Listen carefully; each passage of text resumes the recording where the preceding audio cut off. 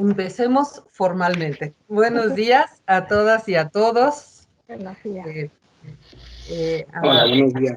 Hacen el esfuerzo de estar con nosotros cada semana, porque cada semana hemos tenido un platillo de lujo. El de hoy no se queda atrás ni mucho menos, pero la sesión va a estar moderada por otra persona de nuestro equipo, que hemos aprovechado también esta oportunidad de estar en contacto para que ustedes vayan conociendo a las personas que integramos este equipo organizador del proyecto de exconventos agustinos y centros comunitarios. Entonces, hoy le toca moderar a Joana Moraita, que tienen ustedes ahí en su pantalla.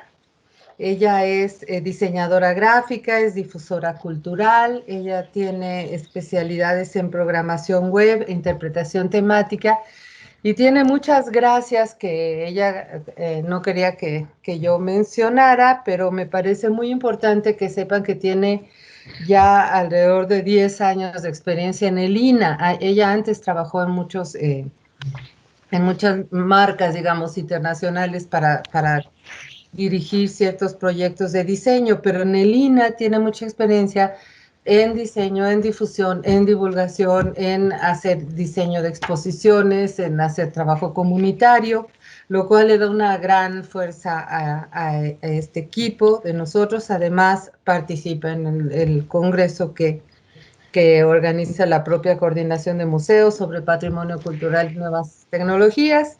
En fin, tenemos otra joyita, como antes presentamos a Carmen, a Claudia, hoy le toca a Joana, y le pido entonces que nos haga el favor de presentar a la conferencista de hoy, que nos va a hacer un enorme regalo, van a ver.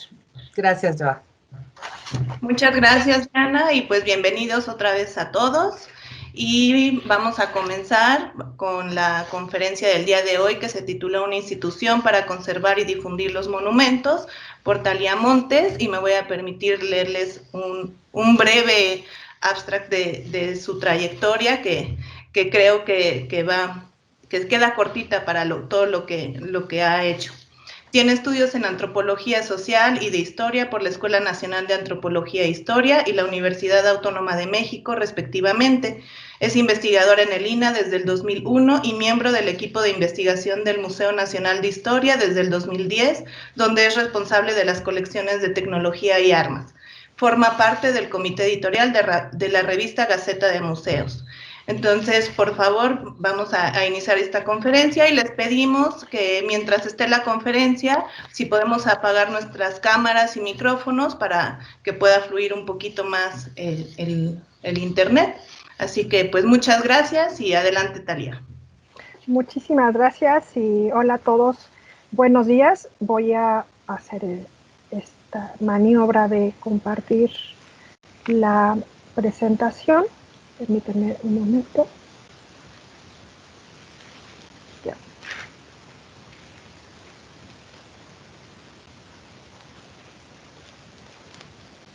Esperen un momento.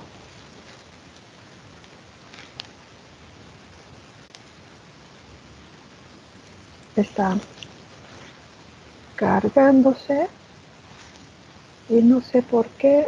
Ya. ¿Sí la están viendo bien? Ahorita la voy a ampliar. Sí, ya se ve bien. Sí, se ve muy bien. Muy bien. Ok. A ver, no sé por qué no los estoy viendo, pero ustedes sí me están viendo a mí, ¿verdad? Sí. Sí, adelante.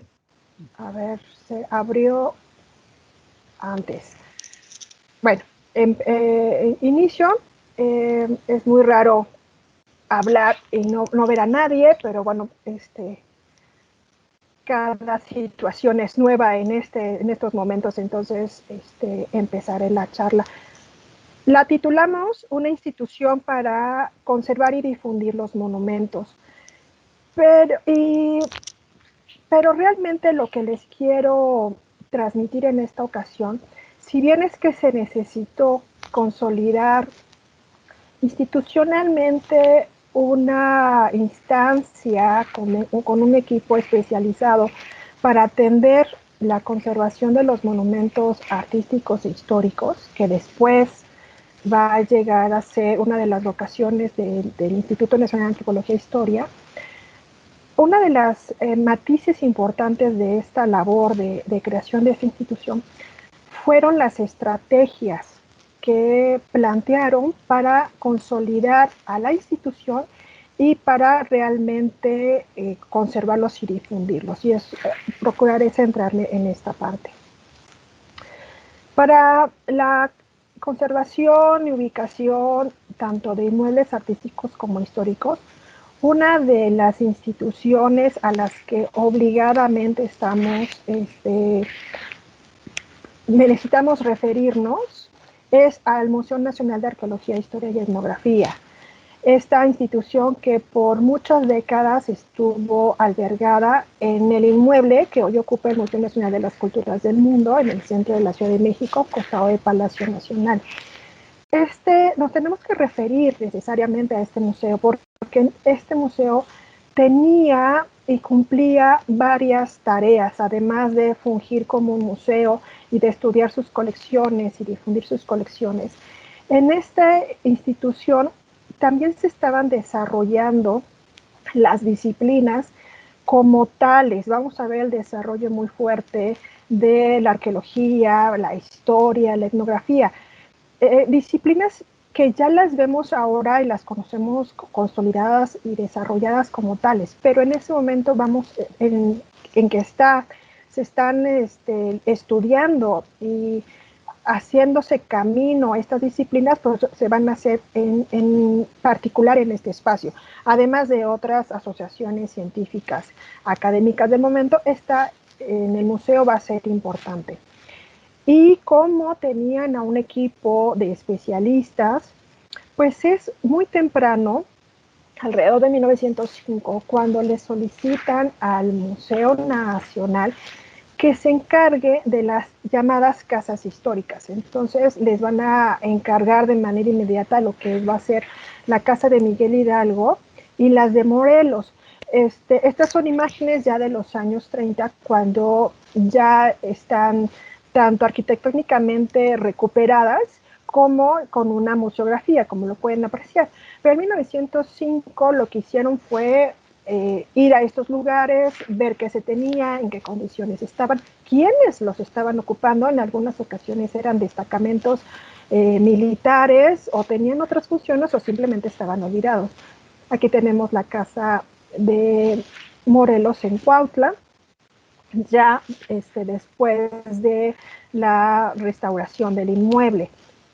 Aquí tenemos la fachada. Es así que el museo empieza a darse cuenta que necesita de crear un espacio dentro de esta institución para encargarse de esta nueva tarea. Una tarea que el Estado ya la había vislumbrado desde manera muy temprana, y es esta solicitud que le hace al fotógrafo Guillermo Kahlo para que empiece con su cámara a registrar lo que se tenía como bienes de la nación. Todavía no es patrimonio ni patrimonio cultural, eso es mucho más reciente para nosotros. En este momento son el patrimonio de la nación, que era lo que se tenía como bienes. Era necesario saber qué era y dónde estaban.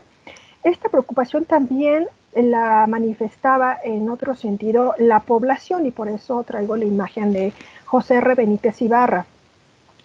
Estamos ya en el periodo revolucionario, y Benítez, que es de formación ingeniero, se preocupó, de manera personal se preocupó porque pensaba que durante la revolución iba a pasar lo mismo que durante la Reforma, que estos edificios, tanto de origen civil como religioso, pero construido durante la época colonial, iban a continuarse desapareciendo. Entonces se da la tarea de empezar en su estado natal, Jalisco, para hacer un levantamiento por lo menos escrito de qué había de interés arquitectónico. El trabajo lo empieza a hacer, pero es bastante persistente en él Así que los datos y la información que va a reunir a partir más o menos desde 1913 va a abarcar estados de Michoacán, Zacatecas, va a llegar hasta el estado de Morelos, Puebla, va a ser un trabajo muy, muy exhaustivo. Es así que para 1924 él va a colaborar de manera muy fuerte con Manuel Toussaint y el doctor Atl para hacer esta serie de publicaciones dedicadas a las iglesias de México, estos 6 tomos. Y es así que vamos a ver a gente preocupada por saber en qué condiciones y dónde están estos edificios. Y también los vamos a ver la preocupación en el Museo Nacional. Así que para 1916 vamos a ver ya más consolidado un departamento en el museo dedicado a esta tarea. Realmente empezó a tener forma desde 1913 con el nombre de Inspección de Monumentos Artísticos, dependiente del Departamento de Historia. Y para 1915 se va a llamar Departamento de Monumentos Artísticos e Históricos. Pero bueno, estamos en proceso revolucionario, los vaivenes políticos no le permiten consolidarse como tal.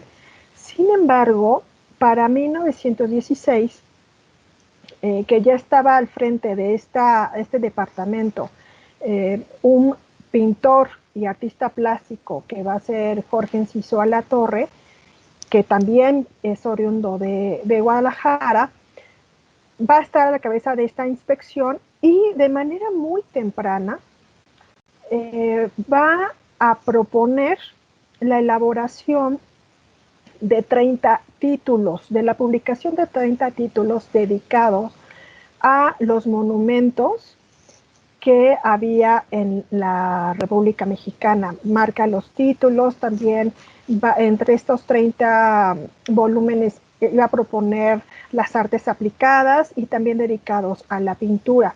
¿Por qué menciono este interés de las publicaciones? Aquí está la imagen del trabajo de José R. Benítez. Estas pinturas, estas gráficas fueron hechas para 1929 y se solicitan para irse a la exposición de Sevilla, de las ferias internacionales. Tienen tal éxito estas gráficas y la información que él brindó, porque recuerden, como les he mencionado, por lo menos ya tenía 15 años trabajando en la recuperación de información sobre qué había de construcciones en México, que con la información obtenida hacen estas gráficas. Estas son de manufactura de un pintor, de Valerio Prieto. Medían alrededor de 1,5 metros por 1,5 metros más o menos, o un poquito más de largo. Aquí vemos otra de las gráficas que llega a hacer con la información obtenida. Y va a ser a su regreso de la exposición de España que la Cámara de Comercio Española le pide que haga un libro, que va a ser el libro que se va a llamar Historia Gráfica de la Nueva España con esta información. Esta información ya no va a ser tan nueva, no va a ser tan novedosa, porque, como les mencioné, también ya la había vertido en estos 6 volúmenes con Manuel Toussaint y el doctor Atl en Historia de las Iglesias en México. En el museo, por su parte, ya habían empezado desde manera muy temprana, por alrededor de 1908, con una recopilación basada en las rutas tomadas por Kahlo para fotografiar los edificios. Esta portada me gusta mucho, perdón, no tengo una foto mucho más completa de la portada, porque si se dan cuenta, está un elemento colonial, pero plasmado el águila. Esto era importante, era y después lo podemos seguir trabajando y discutiendo, porque era una iniciativa de desacralizar lo religioso. ¿Por qué? Porque no era en ese momento importante rescatar edificios religiosos por sí mismos, porque fueran religiosos, sino porque eran arquitectónicamente importantes, porque habían sucedido hechos históricos relevantes, y por eso tenían significado el conservarlos y el difundirlos. Entonces aquí esta es una de las portadas de Iglesias de México, donde participa Benítez y, como les he mencionado, Toussaint y el doctor Atul.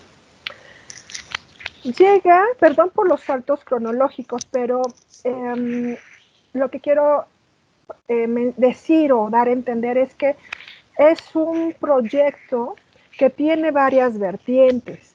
Por un lado está el interés de la ciudadanía, por el otro lado el interés de una institución, por otro lado está muy presente que este grupo que se va a inmiscuir con la protección de los inmuebles, si bien van a tener diferentes formaciones, una constante va a ser que sean artistas, pero también son artistas cosmopolitas porque su formación va a ser desarrollada principalmente en el extranjero, pero también van a llegar a regresar a México a consolidar su formación artística en la Academia de Bellas Artes. Y al mismo tiempo es un México en el que este grupo intelectual tiene un vínculo muy fuerte con la elaboración de publicaciones. No nada más publican sus trabajos, sino que es gente que sabe el oficio de publicar. Están inmiscuidos en todo el proceso de edición de las publicaciones. Y es por ello que estoy mencionando desde el inicio de la charla esta presencia y esta necesidad por traer trabajos de difusión. En el caso de la arquitectura en México del Museo Nacional, es un formato grande, de poco acceso, pero vamos a ver que después la propuesta que hizo Jorge Enciso en 1916 va a tener la premisa de que fueran accesibles a la población, que fueran baratos, pero sí de buena calidad, de amplia difusión, porque iban a estar publicados por lo menos en inglés y francés y español, y que fueran las láminas de una calidad muy importante, y por eso requirieron de un trabajo fotográfico de muy buena calidad. Va a llegar 1917 con la Constitución y esto va a implicar cambios en las estructuras administrativas del país. Pareciera que Venustiano Carranza tenía problemas o tuvo problemas con Justo Sierra en el ámbito de la educación, en cómo llevar la educación en los estados del norte. Entonces, Carranza ve la posibilidad de descentralizar el aparato educativo. Entonces, suspende esta antecedente de la Secretaría de Educación Pública, que era la Secretaría de Instrucción Pública y Bellas Artes, y crea esta nueva dependencia, que es la Dirección General de las Bellas Artes. Él menciona que va a ser temporal esta dirección, aunque bueno, fue temporal entre 1917 y la creación de la SEP como tal. Y esta dirección tenía el objetivo de empezar a crear centros de desarrollo educativo y cultural en las principales ciudades de la República. Pareciera que no funciona en estos años, y es así que se va a volver a contraer este objetivo de descentralizar el ámbito educativo, y se vuelve a concentrar cuando se crea la SEP.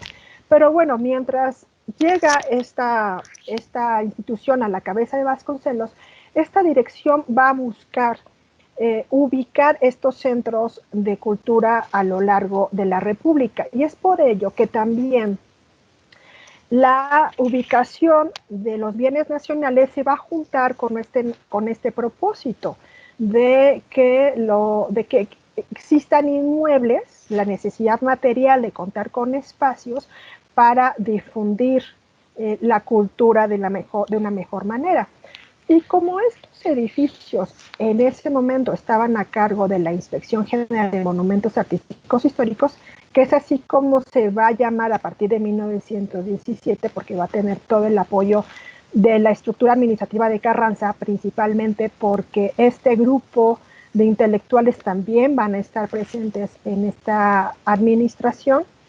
Entonces, dependen de la inspección, también van a depender del Museo Nacional, porque el Museo Nacional con todos estos académicos van a ayudar a que se desarrollen y se establezcan estos espacios de cultura en la República.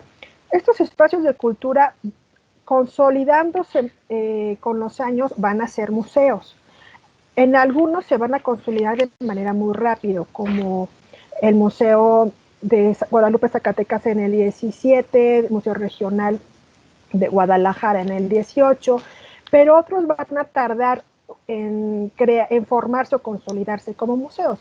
Es así que algunos espacios, sin llegar a ser museos, van a empezar a reunir sus colecciones, a tener estos espacios para charlas de todo tipo, desde de las de historia, pero también de economía doméstica, de poesía.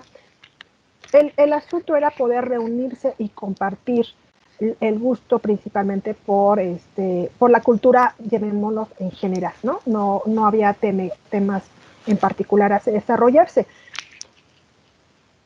Estos son algunos de los ejemplos de las publicaciones que se hacen a partir de la propuesta de Jorge Enciso. Como ven, son formatos pequeños,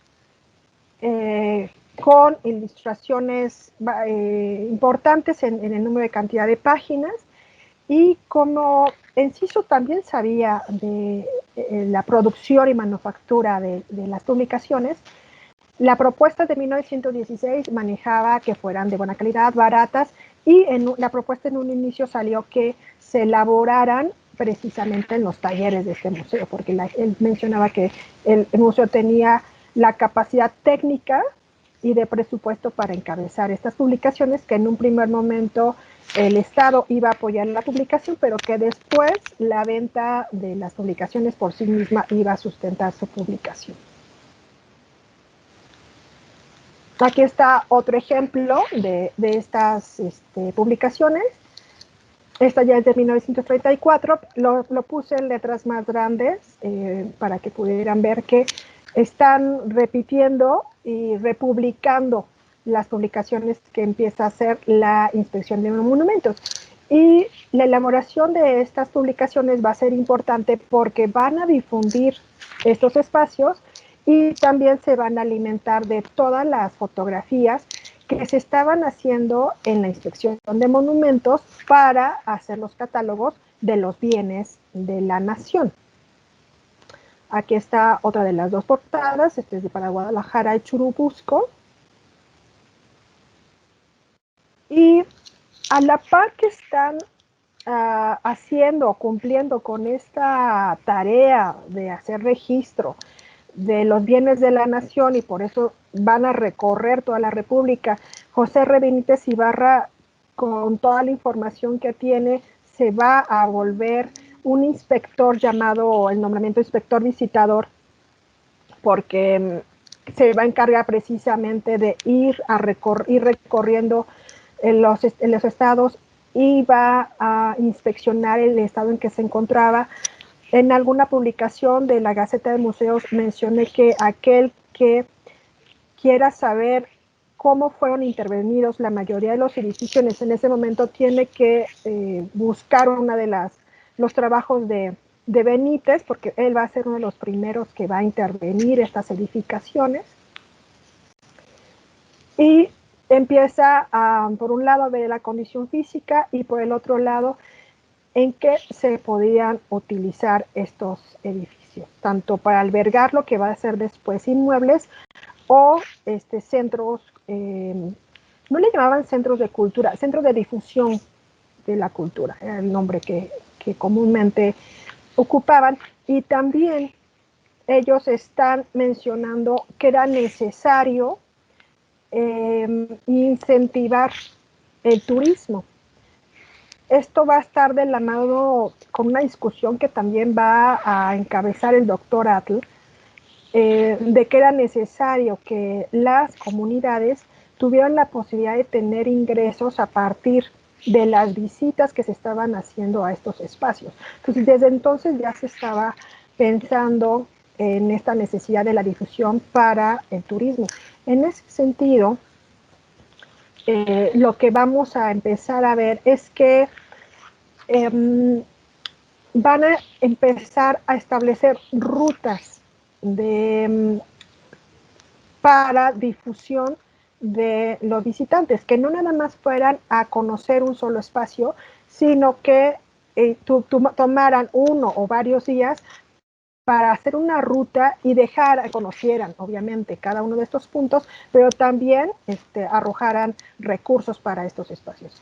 Este es un acercamiento a una toma. Esto se los traigo porque es antes de la creación del instituto, es uno antes, y con ello podemos ver de lo que se estaban ya encargando esta inspección, cómo eran concebidos también estos espacios, lo que eran las casas históricas, cómo eran museos coloniales, los museos históricos, cómo empezábamos a ver estas diferencias de los espacios, cómo los estaban concibiendo, y los números que están al lado derecho, pues bueno, son el número de los visitantes que estaban recibiendo. Para esto era muy, muy importante.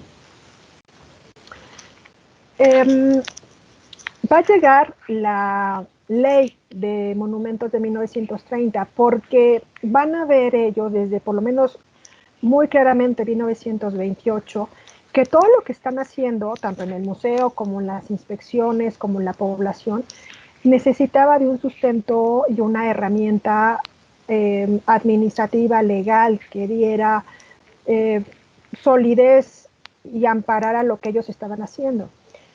Y para 1930 será esta ley la cual va a propiciar que administrativamente sí se dé la consolidación de las nuevas instituciones y se crea el Departamento de Monumentos Artísticos e Históricos. Yo lo considero un pre-INA, porque ya va a tener mucha la forma y la estructura de división de tareas del instituto.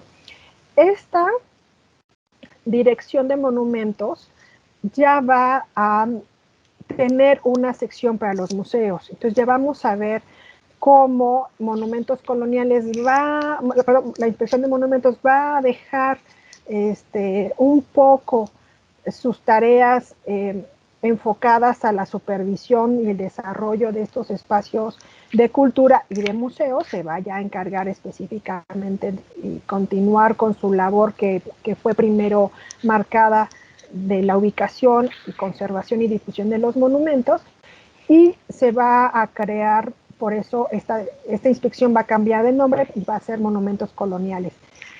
Y vamos a tener ya un departamento encargado de los museos.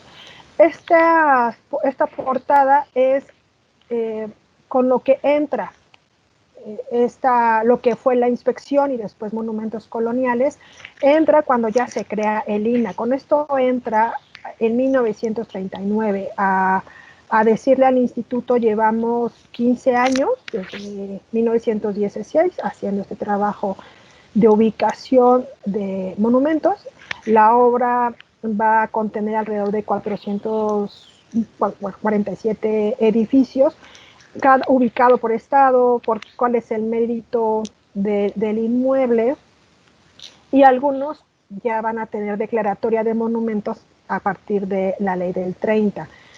Y en la misma publicación, Jorge Enciso le dice a Lina: esto es lo que llevamos, pero todavía falta.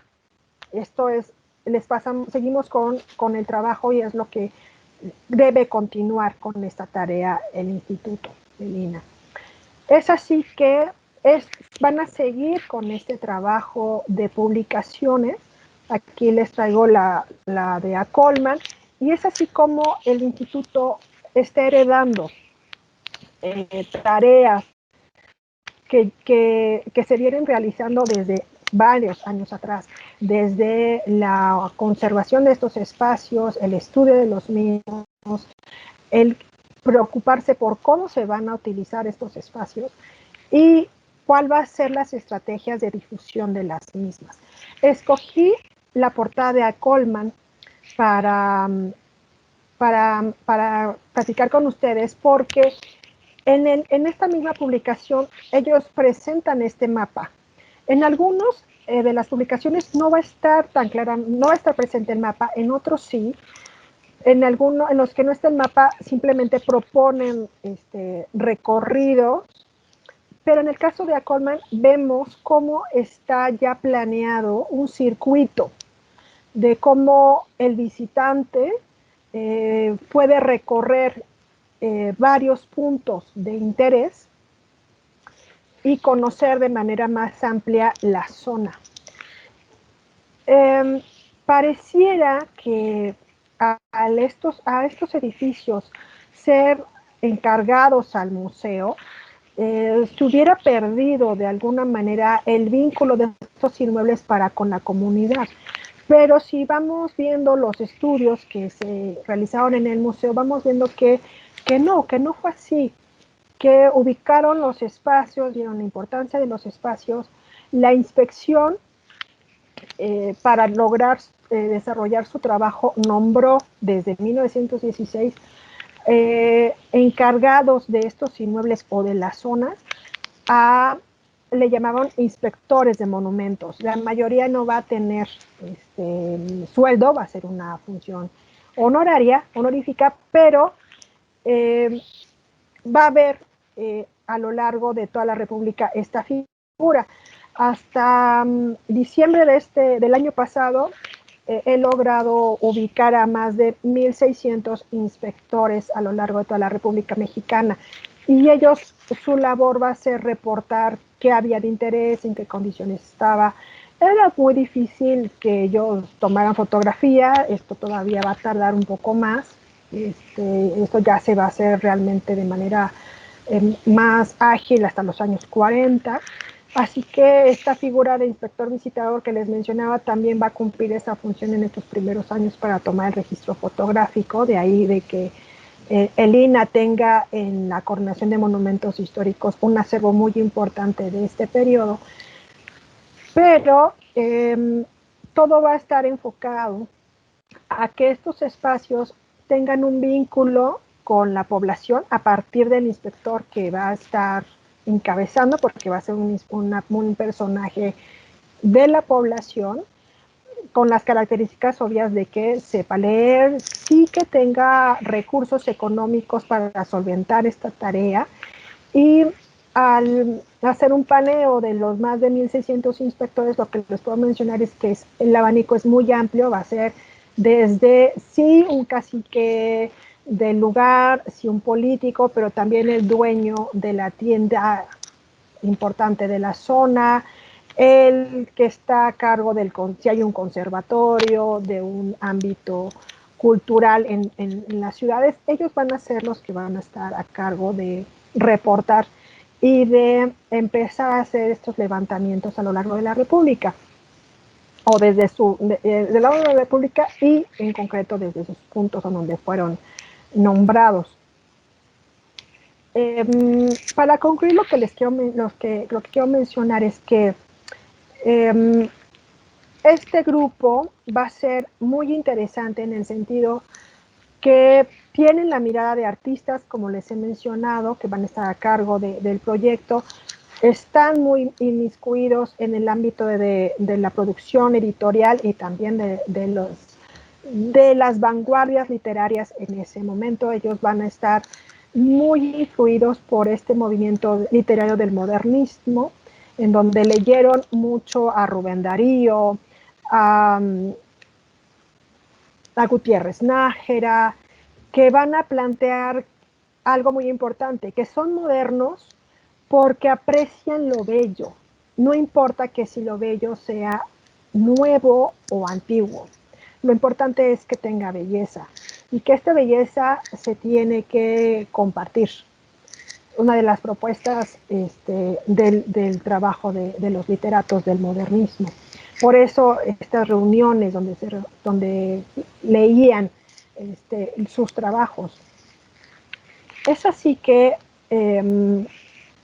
la labor que hicieron de registro hasta llegar al instituto, a la creación del INAH, tiene que ver con que si bien sí desacralizaron algunos de los edificios para poderle decir a la población que era importante cuidarlo por la calidad arquitectónica, después esto, ya que tenían consolidado este recurso y que la gente sí iba a procurar conservarlos, después regresan estos mismos historiadores a rescatar lo que había pasado en ellos y a volver a mencionar de qué órdenes eran, qué había pasado con sus constructores, y es todo este trabajo de los historiadores del arte que vamos a ver ya a partir de los años 40 y muy fuertemente 50 y 60,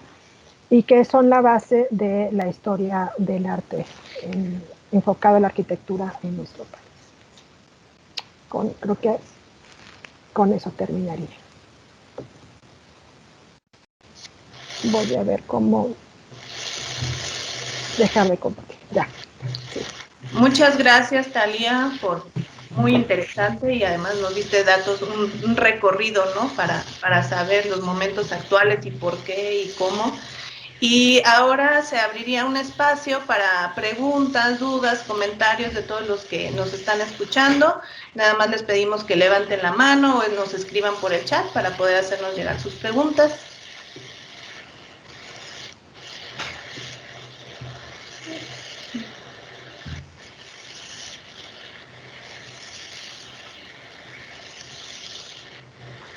Ustedes me dicen. Yo procuré irme un poco más rápido porque vi que en las sesiones pasadas que quedaba muy justo la sesión de preguntas y respuestas. Y si alguno lo tiene. Mientras se animan, lo que he estado haciendo es ubicar a este grupo de inspectores por estado. Entonces, ¿desde qué momento han sido nombrados? ¿Quiénes son? Falta revisar en qué nivel era lo que reportaban a la Ciudad de México, y a partir de esos reportes iban los inspectores a revisar en qué condiciones y verificar lo que habían sido reportados. Y si en estos espacios se podían establecer estos centros de cultura o de supervisión de la arquitectura y de un trabajo cultural.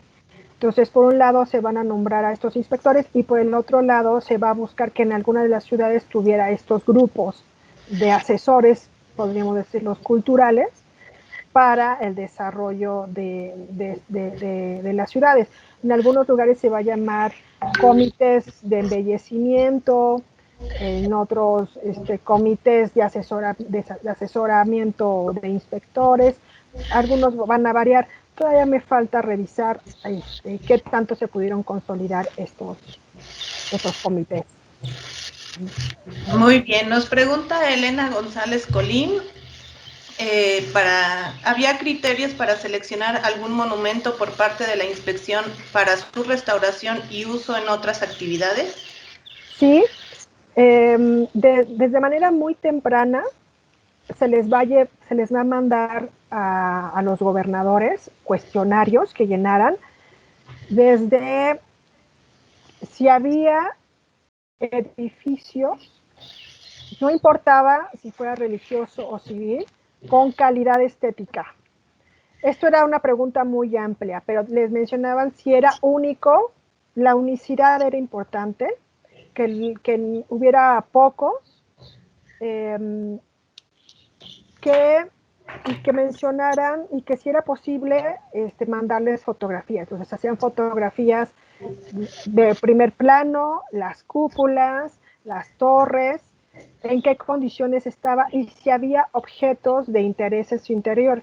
Y si no había, si la población podía mencionar que tuvieran en sus casas objetos de interés que pudieran principalmente donar. Hubo varias compras, pero principalmente la donación, para empezar a formar un cúmulo de objetos que a lo largo pudieran funcionar como el primer núcleo del acervo. Entonces, sí va a haber estos cuestionarios. Después, estos cuestionarios para 1926 van a ser como más puntuales, ya se va a preguntar. En su ciudad tienen museos, tienen espacio, tienen biblioteca, porque esto va a ser muy fuerte ya con Vasconcelos, la necesidad de crear bibliotecas en estos espacios.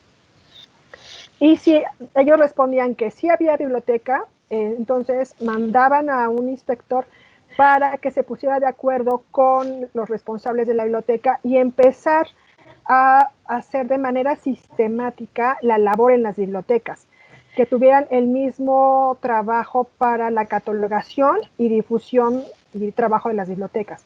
En algunos casos, en algunos estados, se logró que hasta fueran becada gente para estudiar biblioteconomía y archivonomía en la ciudad. En el caso de los edificios, igual se hacía levantamiento y si había un interés arquitectónico, se mandaba a otro inspector para recabar información y si también se podía sumar datos de interés histórico. Entonces iban preguntando a la población qué había sucedido y se empezaban a levantar ese tipo de información. Muy bien, pues una duda, mencionas que en los primeros cuestionarios se preguntaba si eran pocos, ¿no? Los lugares. Nada más era pocos o se fijaban en algún otro elemento o se basaba únicamente en este cuestionario. Era muy abierto. Era la pregunta si había edificios de interés arquitectónico. Esto era muy amplio, ¿no? Uh-huh. ¿Qué significaba de interés, no? Valía, era muy amplio. Ellos decían que sí o que no respondían, que no había o que sí había. Entonces, si sí había, entonces por eso estaban los visitadores para rectificar lo dicho por el gobernador. Y si había algo de interés, entonces se nombraba a un inspector para que cuidara del edificio y también para que empezara a ayudar a hacer esta labor. Ok, muchas gracias. Tenemos Diana, por favor.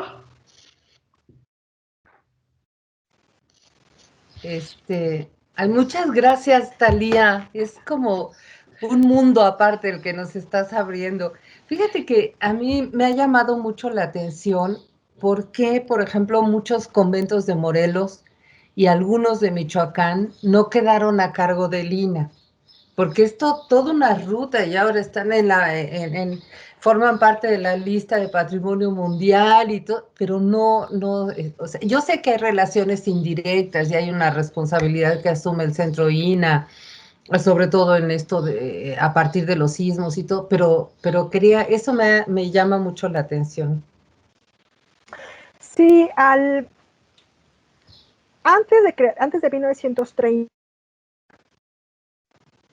antes de la ley de 1930, de manera informal, por decirlo de una manera, dependían de la inspección de monumentos. Digo informal porque no había una ley como tal, sino era la tarea asignada a esta institución. Entonces, tenía un formato consultivo. Esa era la palabra. Trabajaban de asesoramiento únicamente. Entonces, no había una ley que los cubriera, ni una sanción para si veían que un edificio se modificara o literalmente se destruyera. todos estos inmuebles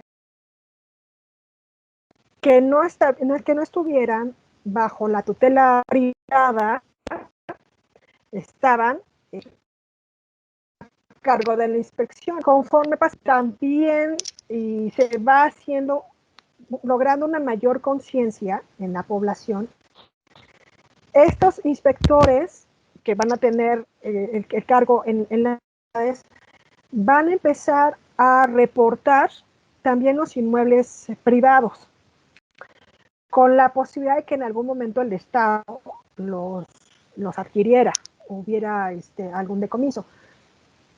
Cuando llega la ley del 30, ellos saben muy bien que muchos de los inmuebles que por ley ya van a quedar protegidos, pues los privados no van a estar contentos con ellos. Entonces era muy importante que antes de que los destruyeran, pues fueran registrados. Llega el INAH para el 39 y es entonces que empieza a haber esta repartición, por decirlo de alguna forma, muy política, de qué queda en los estados y qué queda bajo resguardo directa del instituto. Digo resguardo directa porque la ley va a marcar que en el caso de monumentos artísticos históricos tiene injerencia completa.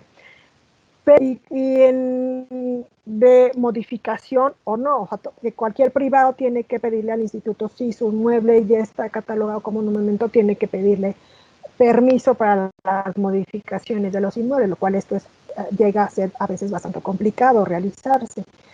Pero para cuando se crea el INAH, empiezan las negociaciones, es un asunto de negociación. ¿Qué queda bajo el instituto y qué no queda bajo él? Y esto va a tener matices muy distintas en cada estado de la República. Como mencionaba al principio, esta semana me ha tocado trabajar un poco más de cerca con Puebla. Entonces, ¿por qué Santa Mónica sí queda con el INAH y por qué Alfeñique queda fuera del INAH cuando fueron propuestas de instituciones creadas por la inspección de monumentos de 1917? Porque van a tener que decidir en cada estado que queda o no dentro de la adjudicación directa del instituto, porque cuando se crea la ley, cuando se crea el INAH y está su ley, ahí viene establecido cuáles son las instancias bajo su cuidado directo. Te contesté de manera muy general porque esto va a cambiar en cada uno de los estados. Muchas gracias. Ahora nos pregunta Enrique López. ¿Todos los monumentos históricos que están bajo la tutela del INAH están registrados y delimitados por la Federación ante los registros públicos de la propiedad de los municipios y o entidades federativas? Sí. Sí, todo. Sí, esto no es que se haya hecho a rajatabla en 1939 con la creación. Esto ha ido trabajándose poco a poco y se ha ido avanzando en los registros. Muchas gracias. ¿Alguien más tenga una pregunta? Puede levantar su manita, prender la cámara. Nos levanta la mano Carmen, por favor.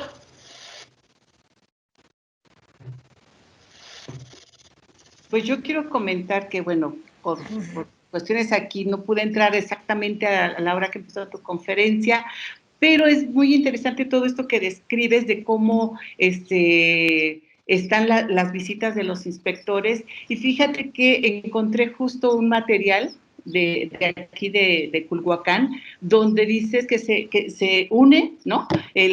Hacienda entrega en 1943 al director del INAH y a Jorge Enciso, ¿sí?, de Monumentos Históricos, el director, y dicen y describen, ¿no?, cómo encuentran el monumento y además lo que tienen que hacer, que dice, urge la restauración porque se encuentra en tales condiciones. Entonces, todo ese material se me hace muy interesante. Solo quería comentar eso y muchas gracias porque además las fotografías que presentaste son maravillosas y me encantó. Muchas gracias, solo quería hacer ese comentario. Muchas gracias, Carmen. Cuando me invitó Diana a participar con ustedes, algo que le mencioné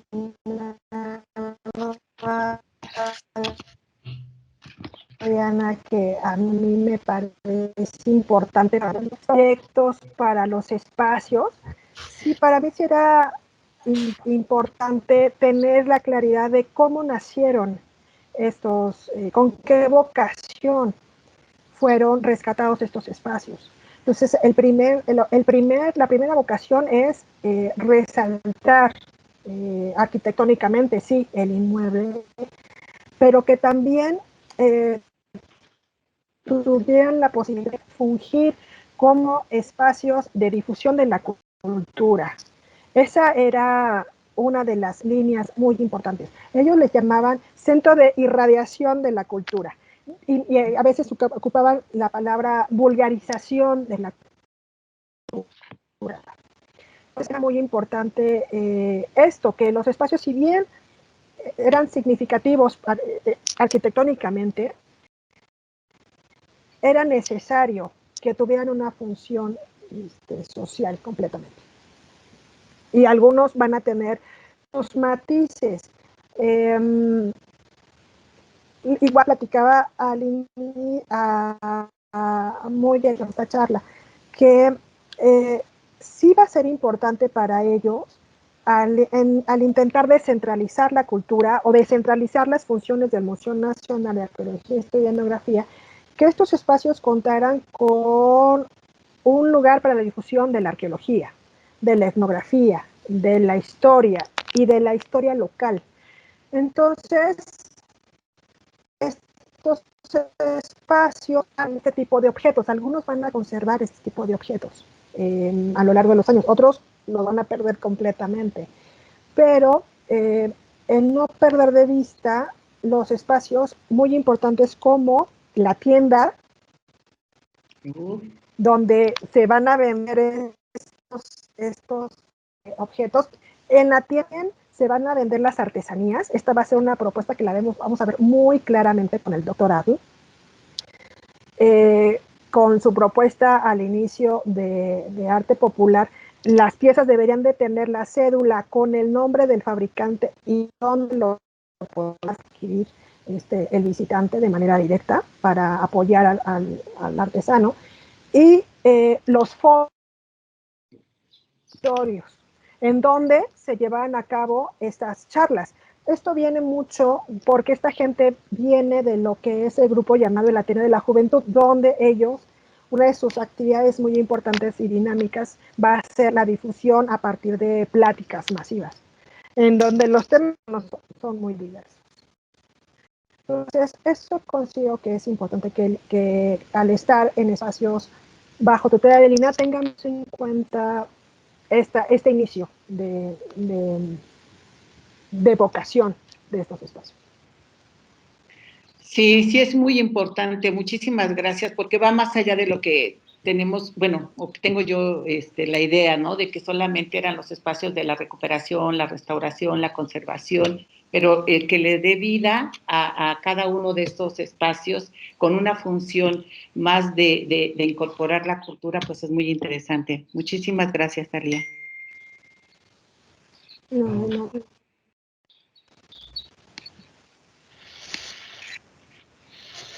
Muchas gracias. ¿Alguien más que tenga una pregunta? Levante su manita. Prenda su cámara. Entiendo que estamos ahorita muy enfocados al trabajo y a los inmuebles de la Orden Agustina. Y lo que yo les traigo es para todos los inmuebles religiosos. Y lo que les sugeriría es que recurrieran en la medida de posibilidad y vieran quiénes eran los encargados de sus inmuebles o de la zona. ¿Y qué fue lo que empezaron a reportarle a la Ciudad de México? Hay fondos que son muy importantes para el estudio de sus edificaciones bajo su estudio y su resguardo. Necesariamente tendrán que consultar todos los trabajos de conservación de documentos en la Coordinación de Monumentos Históricos, en su mapoteca y en su acervo fotográfico. Ellos van a tener el registro que hicieron los inspectores desde 1916 hasta que cambian a Dirección de Monumentos Coloniales, ya en los 30. Entonces, eso va a ser obligado. Si necesitan información de cómo fueron cambiando y adaptándose los inmuebles, sí revisen los trabajos de José R. Benítez Ibarra como ingeniero, porque también él va a tener una propuesta metodológica y teórica acorde a los trabajos en su momento de los teóricos de la restauración. Les mostré la imagen de la casa de Morelos. Si ven imágenes o registros anteriores a la intervención de Benítez, el inmueble había sido alterado para convertirlo en casa histórica, y él, con esta propuesta de apego a los lineamientos de los restauradores de la época, pues quita los añadidos y deja la casa como originalmente estaba. En ese sentido, Santo Domingo en Oaxaca va a ser uno de los principales que intervienen en el cuidado del edificio, los inmuebles de Morelos, toda la ruta de México a Acapulco, él también la va a trabajar. Entonces, para el estudio de sus inmuebles sí es importante que lo rellenen.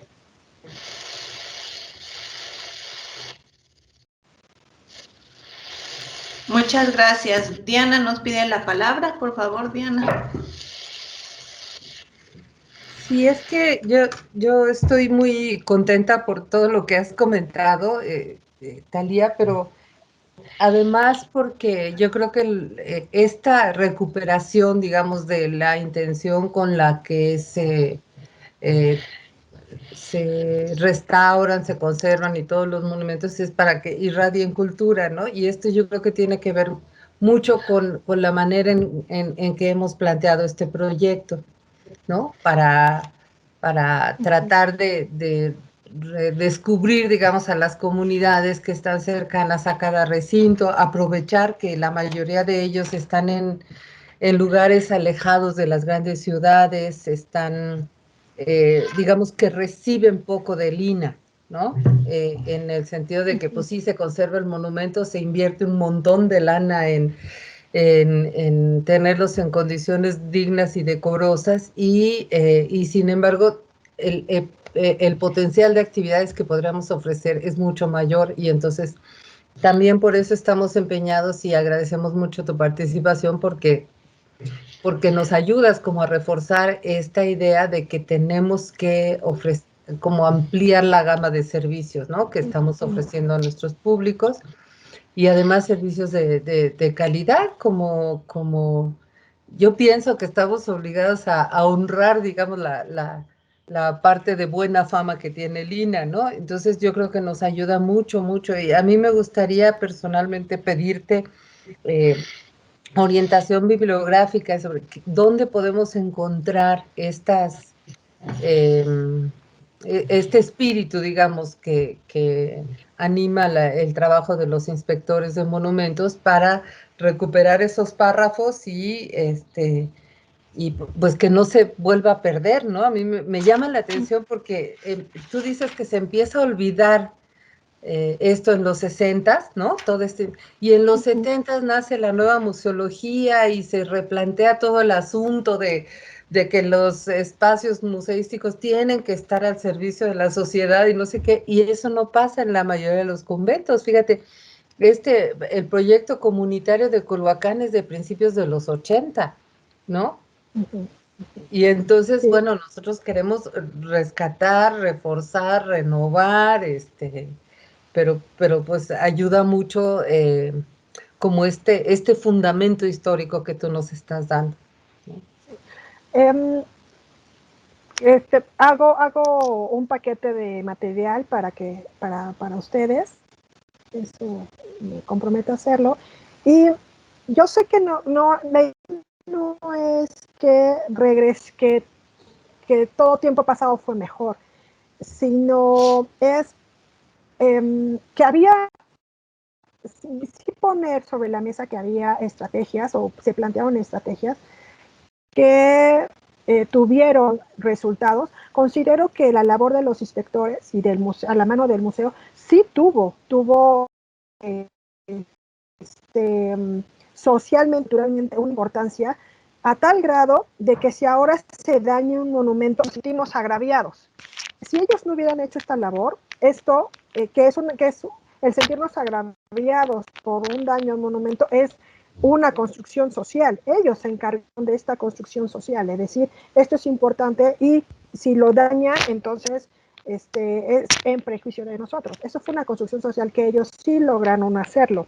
Claro. Lo lograron hacer ante la idea de que se podía destruir cualquier edificio religioso porque, ¡ay, qué horror!, era hecho por los españoles, que era lo que estaba sucediendo. Entonces, sí logran romper con esto y al momento lo tenemos ahora esta idea muy clara.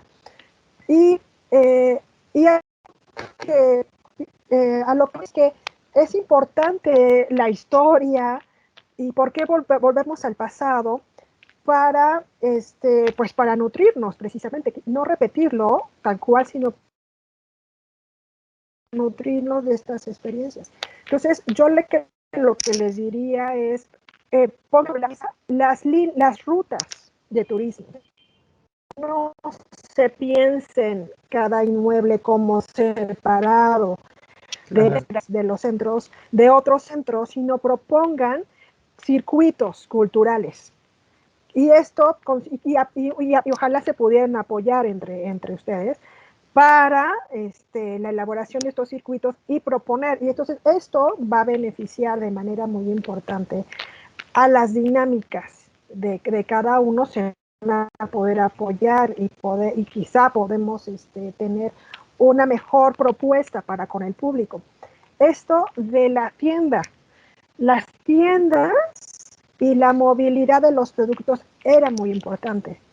Igual, el acceso, no nada más la de las publicaciones, sino de los productos directos, los productores que ya las habían trabajado de manera muy... Se pueden poner sobre la mesa y volver a analizar y trabajarlas. Y también algunos de los espacios conservaron estos objetos que se mandaron que se recuperaron en esa época o que se reunieron o que se compraron, pues es darle sentido, ¿no? Yo he visto algunos museos que tienen mucha colección guardada porque dicen es que no tiene nada que ver con el nuevo discurso. Bueno, entonces, ¿a qué obedecen esas cosas? Entonces, volverlas a recuperar y a difundirlas, no necesariamente en las salas de exhibición, pero ver de otra manera cómo pueden volver a tener sentido en el nuevo o en el actual vocación que tengan estos espacios. Sí, por supuesto. Por supuesto, siempre podemos decir cosas nuevas a los viejos objetos, además. Exactamente, sí. Y pues esto es los antecedentes, a mí me gusta porque son los antecedentes del instituto, de la consolidación de las vocaciones del instituto, de tal suerte que el instituto no se crea en 1939, no surge en 1939 de la nada, sino tiene mucho trabajo previo para llegar a la consolidación de estos trabajos. Entonces, claro, es gente que venía trabajando desde años atrás. Así es. Para llegar a las herramientas legales lo que vemos es, primero fueron las prácticas y después fueron las herramientas legales. Totalmente que de acuerdo. Sí. amparaban estas tareas. Claro. Sí, por supuesto. Estamos por condiciones distintas y ajenas a esto, ahora muy metidos en la computadora y estamos abrevando de toda la información que hay en Internet, pero pues no olvidar pequeñas publicaciones, en la medida que de lo posible, o como aquí está Johan, nos puede decir, bueno, otra manera de llegar a las publicaciones si no se puede en papel, pero tienen que existir, tienen que estar presentes. Estos productos para las publicaciones van a ser también algo muy importante. Yo creo que independientemente del formato. Sí. Que haya material para la población. Totalmente. Pues Thalía, te agradecemos nuevamente muchísimo por tu tiempo, por tu conocimiento que nos has compartido, y te queremos hacer entrega simbólica, virtual, a distancia y ¿no? de un reconocimiento. Gracias. Al contrario, gracias a ustedes muchas gracias. Por tu tiempo también. Y queremos agradecer pues a todos también, al equipo de Exconventos Agustinos que encabeza Diana, a Carmen, Claudia, Silvia, si pueden prender su cámara, y también agradecer infinitamente a Oscar, que siempre está al tiro y nos está apoyando. Ahí está, muchas gracias por siempre apoyarnos y hacer que esto sea posible. Y pues a todos nuevamente gracias por su asistencia, esperamos vernos pronto. Mientras en una semana con la próxima conferencia, y muchas gracias a todos. Gracias. Gracias, Thalía, de Muchas verdad. Gracias, Oscar. Gracias.